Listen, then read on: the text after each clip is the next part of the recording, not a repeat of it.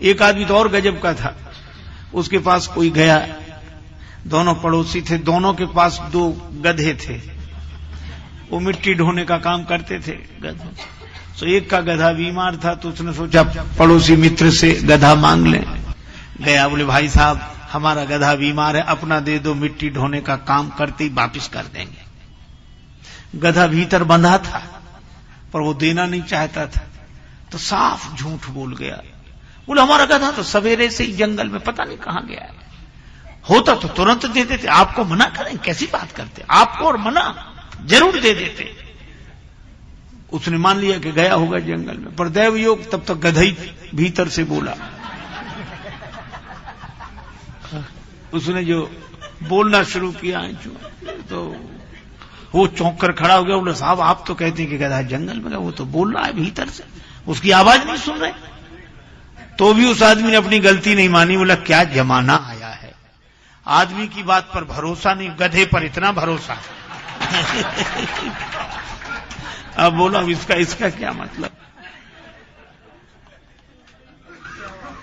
नहीं देना तो इतनी भी हिम्मत नहीं कि कह दे कि साहब हम नहीं दे सकते। हाँ।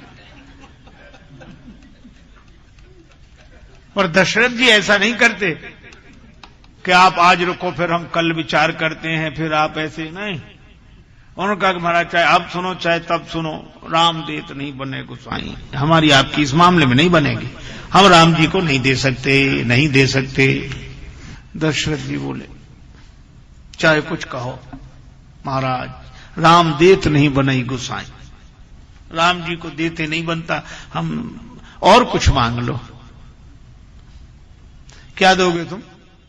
दशरथ जी ने कहा ज्ञानी वर ध्यानी वर महामान्य मानी वर, सोच के सयानी बुद्धि काढ़िए कलाम को, नाही ना निकारी हो जो अंश रघुवंशिन को, हुक्म ना टारी हो गुलाम बिनु दाम को, बिंदु कवि बारी तट बाग बनवास लीजे, सकल सुपास लीजे आप ही के काम को, ग्राम लीजे ठाम लीजे धन और धाम लीजे, काढ़ लीजे चाम पे न नाम लीजे राम को।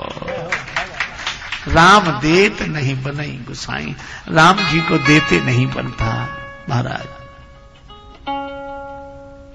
विश्वामित्र जी मन में तो बड़े खुश हुए कि प्रेम ऐसा ही हो, लेकिन काम न बिगड़ जाए, इसलिए हृदय हरस माना मुनि ज्ञानी। अच्छा दशरथ जी ने स्पष्ट कह दिया राम देत नहीं बने। इसके दोनों ही अर्थ हैं कि राम जी को देते नहीं बनता, लेकिन हमारी आपकी बने तो बने, नहीं बने तो नहीं बने। आप नाराज हो चाहे प्रसन्न, राम देत नहीं, हम इनको तो नहीं दे सकते।